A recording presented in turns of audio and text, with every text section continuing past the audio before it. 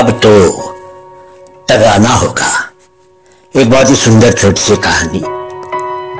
कुछ ऐसी कहानियां हैं जो सिर्फ मौखिक परंपरा से आगे बढ़ती रही। हजारों वर्षों से ऐसी कहानियां इतिहास के गर्भ में दबी रही हैं। इस बार राजा शर्मा जी एक ऐसी कहानी को पुनर्जीवित करके लाए हैं जो आपको एक बहुत ही मूल्यवान पाठ सिखाए। कहानी को अंत तक सुनिएगा और दोस्तों के साथ साझा भी करिएगा। उन दिनों बहुत अधिक गर्मी थी। कुछ मेढक तालाब के पानी में शीतलता का आनंद ले रहे थे। तभी एक मोटे से मेंढक ने पास बैठी एक मेढकी से कहा, हम लोग रात भर गाते रहते हैं और टर्राते रहते हैं। मुझे लगता है कि तालाब के पार उस घर में रहने वाले लोग हमारे रात के गानों से बहुत परेशान हैं। मेढकी ने कुछ सोचकर कहा, उस घर में रहने वाले लोग भी तो दिन भर जोर जोर से बातें करते रहते हैं और कितना शोर मचाते हैं। वो भी तो दिन के समय हमारी शांति को भंग करते हैं। मेंढक ने मुस्कुराकर मेढकी को देखा और फिर कहा, लेकिन ये बात तो सच है कि रात के समय हम सब कुछ ज्यादा जोर जोर से टर्राते हैं। मेढकी ने फिर कहा, तुमको ये भी नहीं भूलना चाहिए कि वो लोग दिन भर कितना हंगामा करते हैं और न जाने कैसे कैसे चीखते चिल्लाते हैं। उनको हमारी शांति का जरा भी ख्याल नहीं है। मेंढक ने उसको फिर पूछा, अच्छा जो वो बूढ़ा और मोटा मेंढक हमारे साथ इस तालाब में रहने लगा है उसके बारे में तुम्हारा क्या विचार है?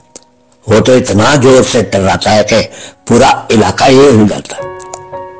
मेंढकी ने मुस्कुराकर जवाब दिया, जो कुछ तुम राजनेताओं, पुजारियों और वैज्ञानिकों के बारे में कहते हो वही मैं उस बूढ़े मेंढक के बारे में सोचती हूँ।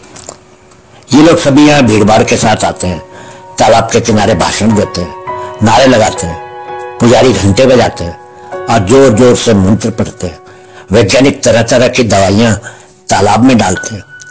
हमारा वो बूढ़ा मोटा मेंढक भी उनसे कुछ कम नहीं है। न जाने रात दिन किस बात पर कितना जोर जोर से टर्राता है। मेंढक ने कहा, तुम्हारी बात सब ठीक है, पर हमें तो इंसानों से बेहतर होने की कोशिश करनी चाहिए। हमें रातों को टर्राना नहीं चाहिए और अपनी आवाजों को सीने में दबाकर रखना चाहिए।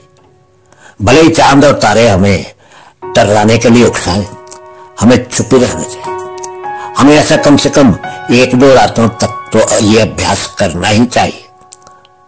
मेढकी ने कहा, ठीक है, हम 2-3 रातें चुप रहेंगे। देखें तुम्हारा उदार हृदय क्या चमत्कार करता। ठीक है, आज रात से ही हम नहीं टर्राएंगे। उस रात को सभी मेंढक शांत रहे और कोई भी नहीं टर्राया। हर तरफ बिल्कुल शांति थी। 3 रातों तक बिल्कुल चुप्पी रही। चौथे दिन तालाब के उस पार के घर में अजब सी बात हुई। उस घर में रहने वाली सबसे अधिक बोलने और चिल्लाने वाली औरत जब सुबह नाश्ता करने के लिए नीचे आई तो उसने चीख कर ही अपने पति से कहा, मुझे तो 3 रातों से नींद ही नहीं आई है। जब मेंढक टर्राते थे तो कितनी मस्त नींद आती थी। अब तो ऐसा लगता है जैसे मैं एक सुनसान शमशान में सोई हुई।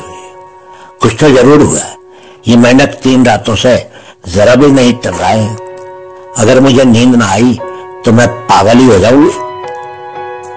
मेंढक ने जब उस औरत की बातें सुनी तो उसने मेढकी की तरफ देखकर आंखें मिचमिचाकर कहा, वो उधर आवाजों के बिना पगला रही है और यहां हम चुप रहकर पागल हो रहे हैं, है ना? मेढकी बोली, ठीक कहा तुमने। रात की खामोशी हम सब सहन नहीं कर सकते और उन लोगों के लिए जिन्होंने शोर को अपने खालीपन को भरने का साधन बना लिया, उन लोगों के लिए तो हमें अपना टर्राना बिल्कुल भी नहीं छोड़ना चाहिए।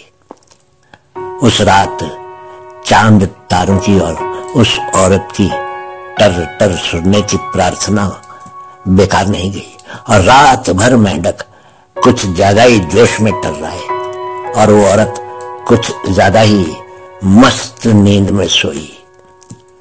तो दोस्तों, देखा आपने दुनिया के कैसे कैसे रंग हैं। कभी कभी कोई आदत किसी के जीने का सहारा भी बन जाती। अक्सर लोग शांति खोजते हैं, लेकिन जिन लोगों को शोर शराबे की आदत हो सकती है, उनके लिए शोर शराबे के बिना जीना तक मुश्किल हो जाता है। बहुत बहुत शुक्रिया।